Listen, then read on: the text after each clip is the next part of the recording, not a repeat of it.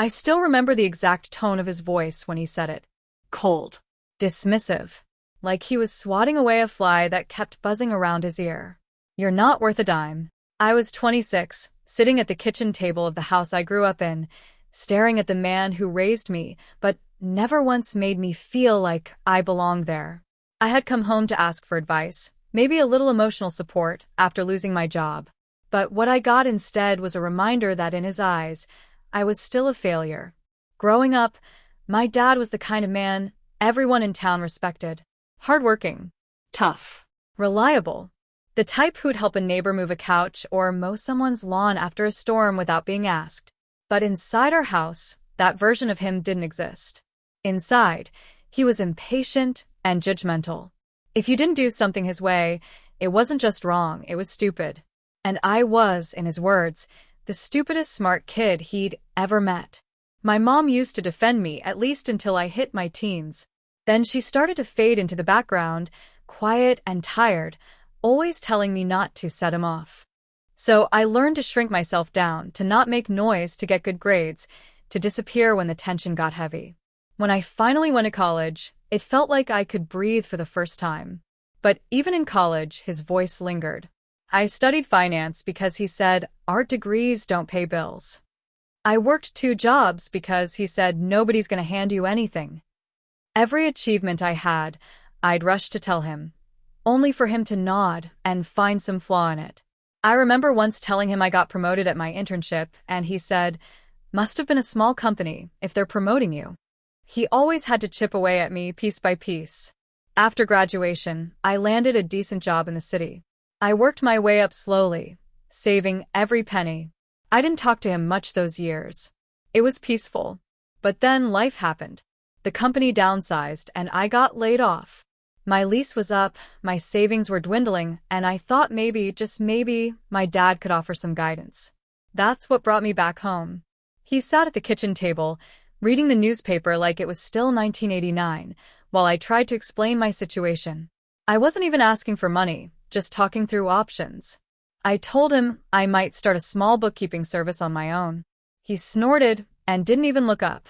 You're not cut out for that kind of responsibility. I felt that familiar heat in my chest, but I kept calm. I told him I could make it work, that I had a plan. That's when he lowered the paper, stared straight at me, and said it.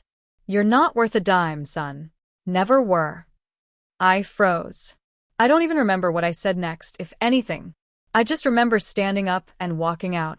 I didn't slam the door, didn't shout. I just left. I stayed with a friend for a while. Picked up small gigs doing taxes, budgets, whatever I could find. And then something clicked. I realized I didn't need anyone's approval anymore. Especially not his. I built a website, registered my business, and started hustling. Slowly, clients started coming in.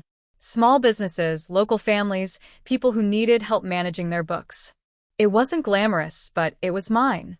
Over time, the business grew. I moved into my own apartment again. Hired an assistant. Within 3 years, I had steady clients and enough saved to buy a small office space downtown. Every milestone made me think back to that night at the kitchen table, to those words that had burned themselves into my chest. Not worth a dime. I carried them like fuel. Then, a few months ago, I got a call from my mom. She sounded hesitant. She said Dad's been having some trouble keeping up with bills for his construction business. I could hear the embarrassment in her voice when she said it. He'd been taking on fewer jobs, health wasn't great, and he'd borrowed some money from a few friends that he couldn't pay back. At first, I felt nothing. Then I felt everything.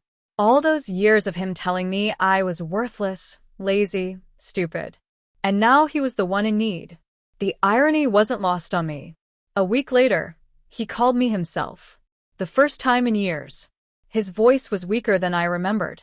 He said he needed a little help getting the books in order. That's all he said. No apology. No acknowledgement. Just business. I agreed to come by. Not because I wanted to help him, but because I wanted to see him. When I got there, the house looked smaller. He looked older. Thinner. But his pride was still intact. He barely met my eyes when he handed me a stack of papers. Old invoices, bank statements, loan notes. I started sorting through them and realized he'd been sloppy. Mixing personal and business expenses, not paying taxes properly, overcharging clients accidentally. It was a mess. I told him I could help him straighten it out for a fee. His eyebrows shot up. "You're gonna charge your own father?" he said, half offended, half disbelieving. "Yes," I said. "Business is business." He looked at me like I had just stabbed him. But I didn't flinch. For years, I had given him my time, my effort, my love, and he treated it like it was worthless. So this time, I put a price on it. I spent weeks cleaning up his finances. I tracked down missing payments, renegotiated a few debts, filed his back taxes, and basically saved him from losing his business entirely. When I handed him the final report, he was quiet. I gave him the invoice. Every hour billed fairly. He didn't say a word, just stared at the total. A week went by. Then another. No payment. Finally, I got a text from him. "You'll get your money when I can." That was the last straw. I printed out every unpaid invoice, every record, every email, and filed a small claims case. I didn't do it for the money, I did it for the principle. He had taught me to never let anyone take advantage of me. I was just returning the lesson. The day of the hearing, he showed up looking smaller than ever. He didn't say a word to me. The judge looked over the documents and ruled in my favor. When the gavel came down, I felt this strange mix of sadness and relief. Like I'd been holding my breath for 26 years and finally exhaled. 2 weeks later, a check arrived in the mail. Full amount. No note. Just the money. I stared at it for a long time before depositing it. It wasn't about the dollars anymore. It was about balance. About finally being free from the weight of his judgment. A few days ago, Mom called again. She said Dad hasn't been doing well and that maybe I should visit. I don't know if I will. It's not out of hate. I just don't have anything left to prove to him. I've already taken back every dollar, every ounce of dignity he ever tried to strip from me. Sometimes, late at night, I still hear his voice in my head. But now it sounds smaller, distant. Because for the first time in my life, I know exactly what I'm worth, and it's a hell of a lot more than a dime.